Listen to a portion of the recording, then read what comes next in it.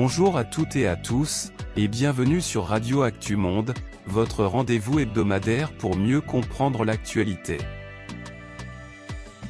Je suis Marc, et aujourd'hui, je ne suis pas seul. À mes côtés, Claire, journaliste spécialisée en environnement. Bonjour Claire. Bonjour Marc, bonjour à toutes et à tous. Je suis ravie d'être ici pour parler d'un sujet qui, littéralement, nous brûle les doigts, le changement climatique. C'est vrai que c'est un sujet qu'on entend partout, aux infos, sur les réseaux sociaux, dans les discours politiques.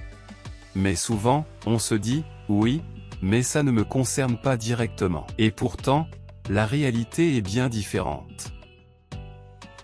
Exactement. Le réchauffement climatique n'est plus une menace future, il est déjà là. La température moyenne de la planète a augmenté de plus d'1 degré en 100 ans, et ça suffit pour bouleverser nos vies. Prenons un exemple concret, cet été, en Europe, nous avons battu plusieurs records de chaleur. Certains pays ont connu plus de 45 degrés Celsius. Ce n'est pas seulement désagréable, c'est dangereux. Oui, et dans le même temps, d'autres régions du monde ont subi des pluies diluviennes. On a vu des images impressionnantes, des rues transformées en rivières, des maisons emportées par les inondations. Ce sont des catastrophes qui coûtent des milliards d'euros et qui détruisent des vies. On parle souvent des incendies aussi, en Méditerranée, mais pas seulement, au Canada, en Australie, en Afrique du Nord, des millions d'hectares de forêts ont disparu en quelques semaines. Et cela a un effet domino. Moins de forêts, c'est moins d'oxygène, moins de biodiversité, et plus de CO2 dans l'atmosphère. On oublie souvent que le changement climatique n'est pas seulement une affaire de météo, il touche aussi notre économie et notre alimentation. Absolument. L'agriculture est en première ligne. Les sécheresses réduisent les récoltes de blé, de maïs ou de riz. Résultat, les prix augmentent. Cela veut dire que des familles dans le monde entier ont du mal à se nourrir correctement.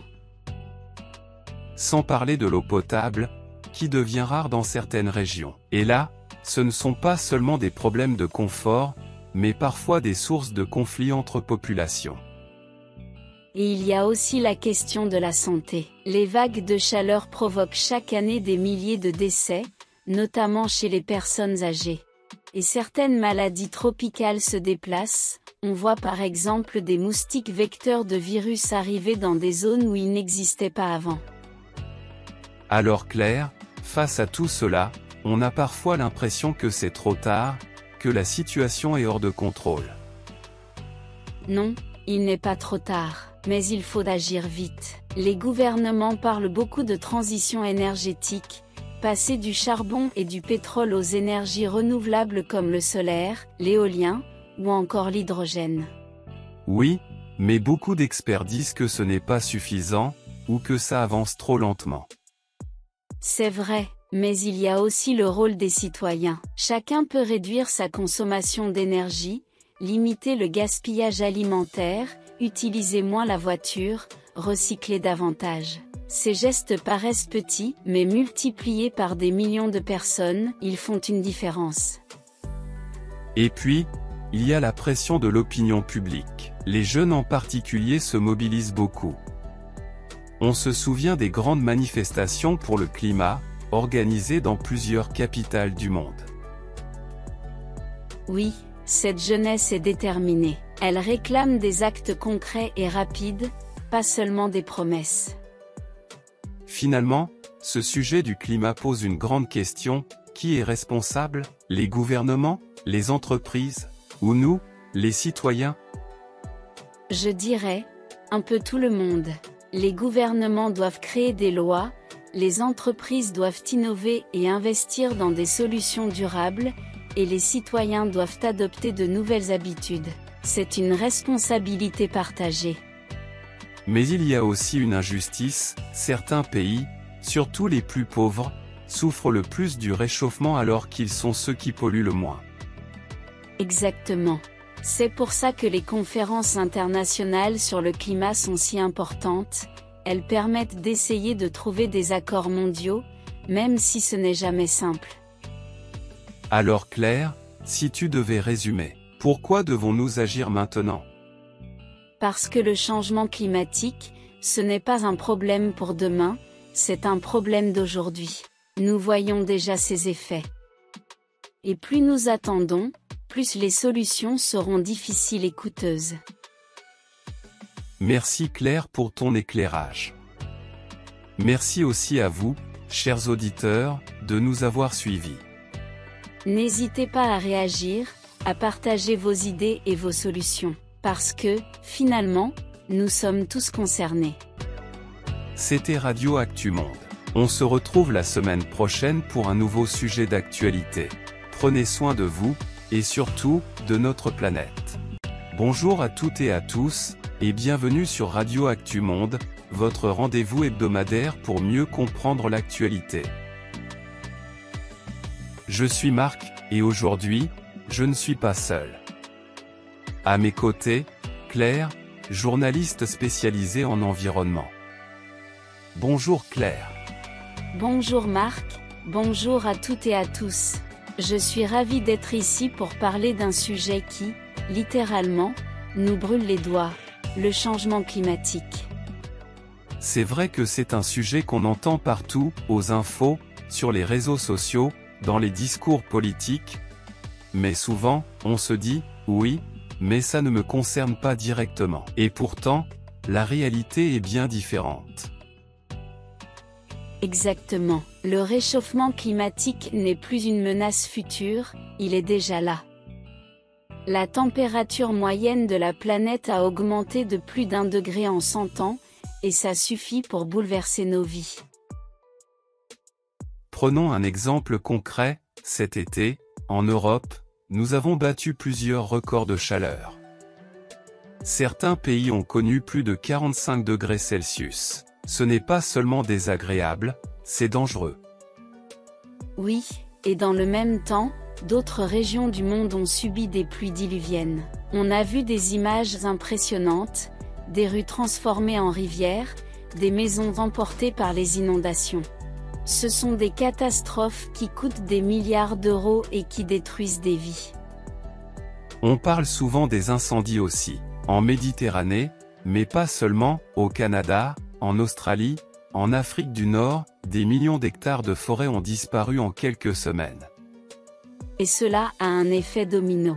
Moins de forêts, c'est moins d'oxygène, moins de biodiversité, et plus de CO2 dans l'atmosphère. On oublie souvent que le changement climatique n'est pas seulement une affaire de météo, il touche aussi notre économie et notre alimentation. Absolument. L'agriculture est en première ligne. Les sécheresses réduisent les récoltes de blé, de maïs ou de riz. Résultat, les prix augmentent. Cela veut dire que des familles dans le monde entier ont du mal à se nourrir correctement. Sans parler de l'eau potable, qui devient rare dans certaines régions. Et là, ce ne sont pas seulement des problèmes de confort, mais parfois des sources de conflits entre populations. Et il y a aussi la question de la santé. Les vagues de chaleur provoquent chaque année des milliers de décès, notamment chez les personnes âgées. Et certaines maladies tropicales se déplacent, on voit par exemple des moustiques vecteurs de virus arriver dans des zones où ils n'existaient pas avant. Alors Claire, face à tout cela, on a parfois l'impression que c'est trop tard, que la situation est hors de contrôle. Non, il n'est pas trop tard. Mais il faut agir vite. Les gouvernements parlent beaucoup de transition énergétique, passer du charbon et du pétrole aux énergies renouvelables comme le solaire, l'éolien, ou encore l'hydrogène. Oui, mais beaucoup d'experts disent que ce n'est pas suffisant, ou que ça avance trop lentement. C'est vrai, mais il y a aussi le rôle des citoyens. Chacun peut réduire sa consommation d'énergie, limiter le gaspillage alimentaire, utiliser moins la voiture, recycler davantage. Ces gestes paraissent petits, mais multipliés par des millions de personnes, ils font une différence. Et puis, il y a la pression de l'opinion publique. les jeunes en particulier se mobilisent beaucoup. On se souvient des grandes manifestations pour le climat, organisées dans plusieurs capitales du monde. Oui, cette jeunesse est déterminée. Elle réclame des actes concrets et rapides, pas seulement des promesses. Finalement, ce sujet du climat pose une grande question: qui est responsable? Les gouvernements, les entreprises, ou nous, les citoyens? Je dirais, un peu tout le monde. Les gouvernements doivent créer des lois, les entreprises doivent innover et investir dans des solutions durables, et les citoyens doivent adopter de nouvelles habitudes. C'est une responsabilité partagée. Mais il y a aussi une injustice: certains pays, surtout les plus pauvres, souffrent le plus du réchauffement alors qu'ils sont ceux qui polluent le moins. Exactement. C'est pour ça que les conférences internationales sur le climat sont si importantes. Elles permettent d'essayer de trouver des accords mondiaux, même si ce n'est jamais simple. Alors Claire, si tu devais résumer, pourquoi devons-nous agir maintenant? Parce que le changement climatique, ce n'est pas un problème pour demain, c'est un problème d'aujourd'hui. Nous voyons déjà ses effets. Et plus nous attendons, plus les solutions seront difficiles et coûteuses. Merci Claire pour ton éclairage. Merci aussi à vous, chers auditeurs, de nous avoir suivis. N'hésitez pas à réagir, à partager vos idées et vos solutions, parce que, finalement, nous sommes tous concernés. C'était Radio Actu Monde. On se retrouve la semaine prochaine pour un nouveau sujet d'actualité. Prenez soin de vous, et surtout, de notre planète.